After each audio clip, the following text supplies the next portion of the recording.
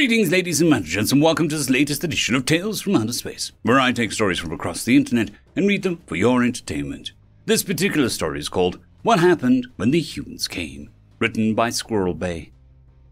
It was known to be impossible to cross the great, dark expanse between the galaxies, but the humans did it anyway. They arrived in world ships, physics-defying behemoths, the mass and size of planets, roaring onto our galactic shore at blistering speeds, bristling with disturbing weapons and impenetrable shields. Each ship was a technological wonder beyond anything anyone had deemed possible. Clearly, they were superior in technology and arms to any known species. Or would they be a threat or an opportunity? The first to find out were the Picori, an empire of aggressive isolationists, scarred by centuries of war. They did not even consider greeting the humans peacefully when they entered the galaxy through their borders.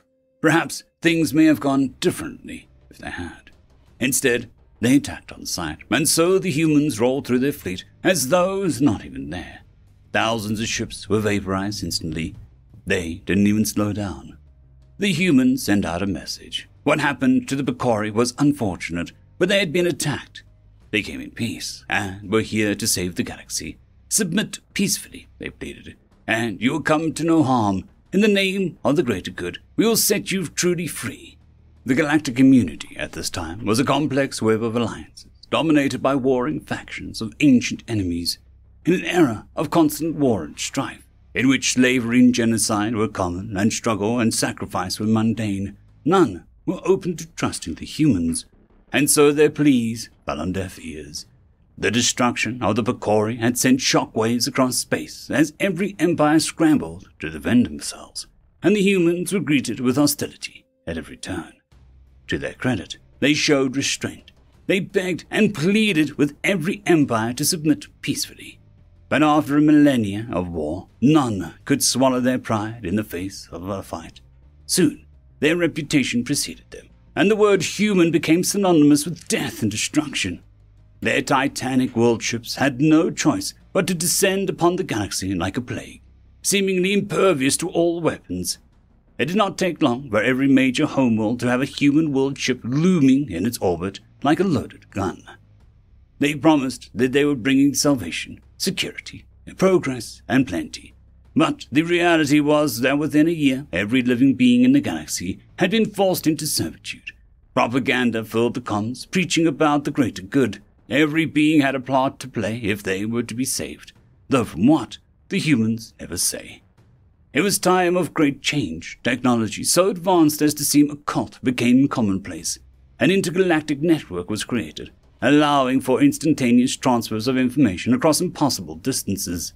A standard currency was introduced, and species were forced to coexist and cooperate with each other as they had never done before. Despite all of this, they were not benevolent masters. Productivity ruled above all. Beings grew old and died, working the same job they were assigned at adulthood. The wondrous technology was used only to strip mine planets for their resources and further the material gain of humans. The galaxy was converted into an advanced and convoluted chain of production in which every non-human was a tiny, insignificant cog. None knew their purpose in the machine. There was no choice, no freedom. They painted themselves as saviors, but, after all, flowery speeches about shared destiny, unity, and a common good fell on deaf ears when you spent every hour working your fingers to the bone in a dark mine. They had a saying, an iron fist in a velvet glove, that described their attitude. They were not above treating their slaves with smiles and kind words, but if a planet didn't meet its quota, they would introduce production initiatives to improve things. The velvet was removed to reveal the iron, and teeth behind the smile grew pointed, and the kind words turned hard. If you treat beings as tools, it is inevitable that they will rise against you. It was very early on when the Alethi rebelled. They saw themselves as honorable warriors, and could not tolerate the idea of being trodden beneath the heels of humans.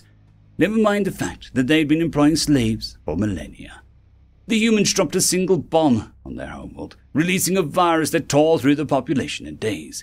They were decimated, and within a week the workers had been replaced with other species from off-world, with barely a blip in production.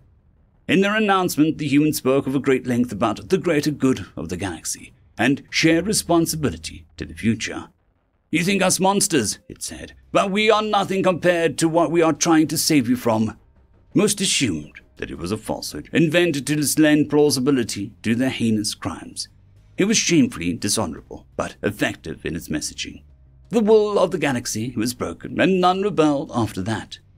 Fewer than 100 cycles passed like this. The downtrodden masses lived and died in servitude, until one day the order was given to cease production.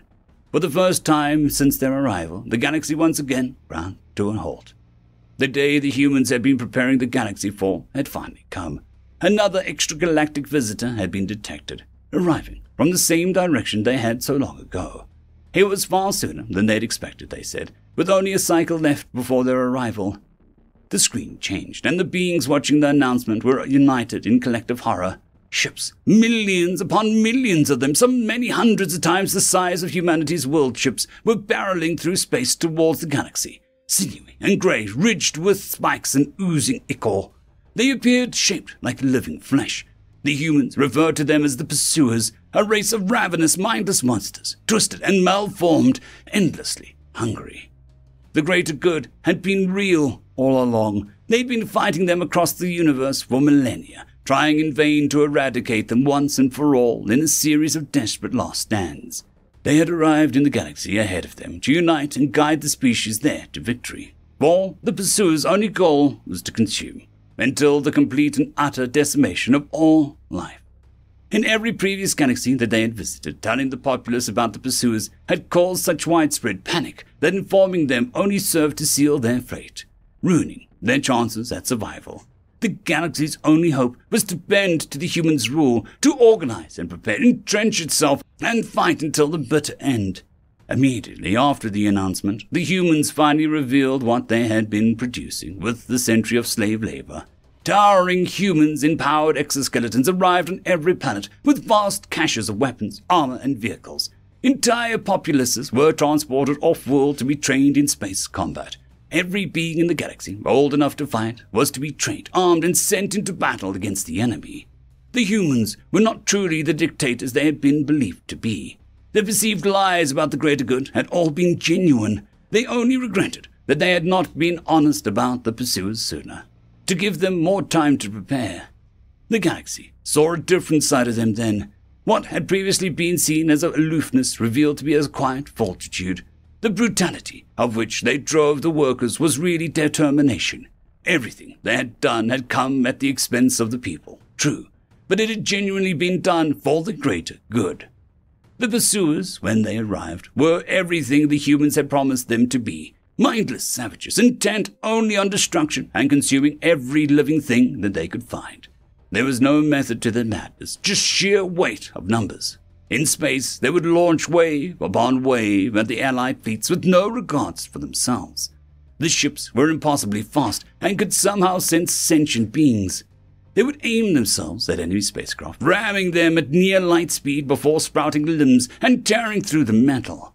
The world ships and their supporting fleets, now crewed by former slaves, were in constant combat. Any defeat in space would allow the Pursuer ships to make planetfall. Once they landed, millions upon millions of drones would throw themselves tirelessly at any living creature they could find, ripping them to pieces and devouring them in moments. The fighting was brutal. Billions of lives were lost daily as a coalition of species led by the humans fought desperately for their survival. They were few in number, but on land and in space, the humans fought like warrior gods, always where the fighting was thickest, never tiring, never wavering. They inspired those around them to fight harder, to never give in, even sometimes to sacrifice in the name of the greater good.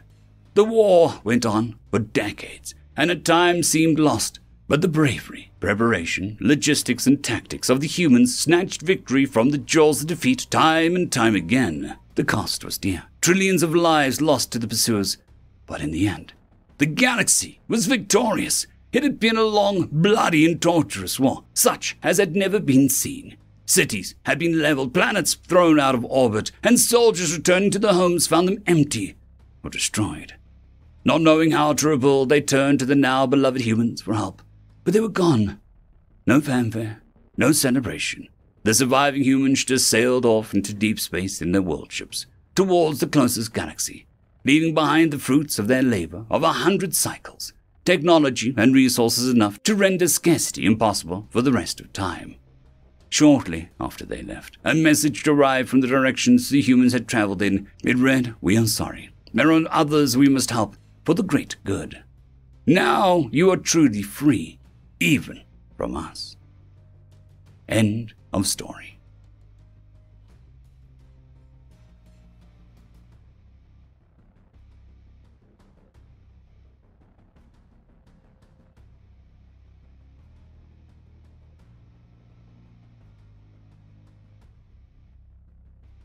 I'd quickly like to thank the T5 peeps: Bitmori, Terran on Air, Cold War Boomerwaffen, Severin Cerberus, Red Panda 121, Leslie 517, Bushmaster 177, Caspar Arnholtz, Cam Maxwell, Lightjock, Dragzoon WRE, Lord Azrakul, and Arcadian. Thank you.